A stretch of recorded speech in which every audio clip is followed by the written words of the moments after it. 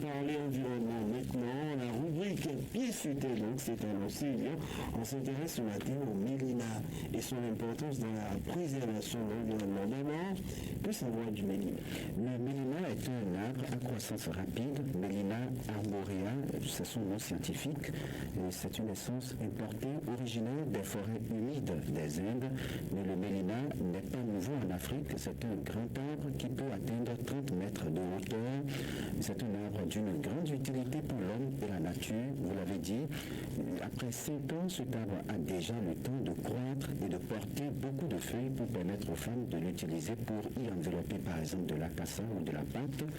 Et autre occupation ménagère, on l'utilise pour le bois de chauffe. Le mélina permet d'avoir un bon ombrage et donc très tôt il joue toutes les fonctions de l'arbre pour l'homme. Le recours à cet arbre est inévitable, surtout avec la loi qui interdit l'utilisation des sachets plastiques non biodégradables au Bénin. Vous le savez, au Bénin, le mélina est désormais considéré même comme un arbre de forêt, beaucoup utilisé dans le cadre de la politique de reboisement. Yarou Abdelaziz est un cadre des eaux, forêts et chasses. Il explique pourquoi le mélina est considéré comme une essence de forêt. En forêt, nous l'utilisons en forêt parce qu'il participe à la préservation du noyau central. Parce que le noyau central, c'est le noyau de la forêt où nous avons les essences autochtones. Donc nous ceinturons désormais nos différents noyaux centraux de ces essences à croissance rapide pour permettre aux populations d'avoir accès au bois de service, c'est-à-dire le bois de chauffe, le bois d'œuvre par moment, et puis de préserver en même temps les nouvelles plantations, toutes les fonctions que nous recherchons à travers la mise en terre, à travers un arbre. Le mélina regorge de toutes ces fonctions-là et dans leur plénitude, notamment le rôle de photosynthèse, le rôle de régulation de l'air, le rôle d'ombrage, le rôle médicinal. Donc il remplit toutes ces fonctions-là qu'un arbre peut jouer. Donc vous l'avez à un cycle très court et dans sa plénitude. Voilà, Raoul, et ce qu'on constate, c'est que le sol mélinois est favorable à la croissance du mélina. Oui, le sol mélinois est un sol très favorable à la croissance du mélina selon ce spécialiste de la forêt.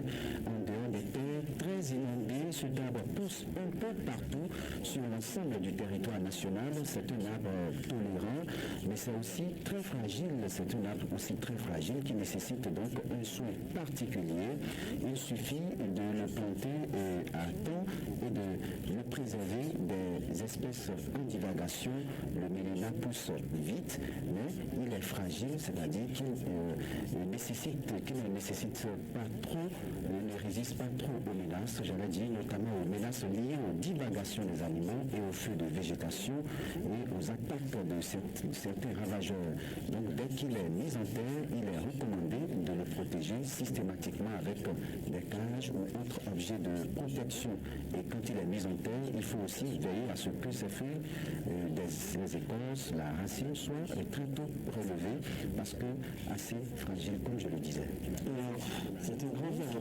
C'est un grand arbre. Le mélina arrive à maturité après 15 ans de croissance. C'est un grand arbre à l'image du caillicédra, scientifiquement appelé Caius senegalensis. J'y arrive.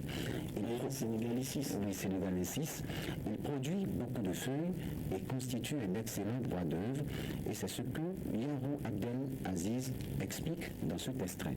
Il peut atteindre environ 15 à 18 mètres de haut, parfois 2 mètres de circonférence. Donc c'est un très grand arbre, parfois un peu plus en matière de circonférence. Plus vous le laissez, plus il prend en taille et en hauteur. Donc plus vous l'entretenez bien, plus vous avez en taille et en hauteur. Et de plus en plus aujourd'hui, les gens font recours à cette essence-là pour la réalisation des meubles parce que facile à travailler également en menuiserie. Pour nous, environnementalistes, nous saluons l'interdiction de l'utilisation des sachets plastiques pour diverses raisons parce que ce sachet-là, il pollue le sol, il il est cancérigène, il a beaucoup plus de désavantages que d'avantages. Donc nous saluons la mise en vigueur de cette loi-là et en même temps, les populations n'ont pas à s'en faire. Pour ceux qui avaient déjà planté le mélina, ils vont simplement aller cueillir les feuilles du mélina, les laver et puis emballer leur boule d'acassa, la pâte et puis toute autre chose. Parce que quand on les emballe en plus, il y a une substance.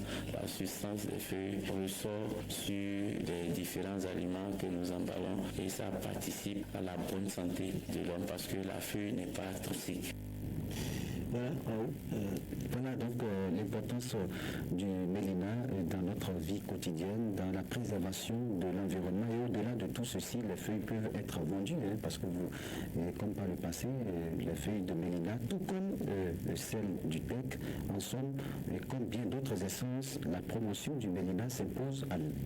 Il y a même cette pratique qui est en train de disparaître. Vous prenez de la cassa dans les feuilles de l'échithique. Oui.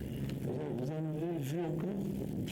Ce n'est plus trop d'actualité. Or, aujourd'hui, pour éviter des maladies, je pense qu'on doit faire cette option-là. Encore qu'il y a un test qui régule aujourd'hui les sachets plastiques. Ils sont tous passés au sachet. Bon, encore que la petite boule d'acassa, ça ne vaut rien. Petit coup de poing d'un nouveau-né. Allez, pour détendre encore une fois ce plateau, merci à vous, Raoul.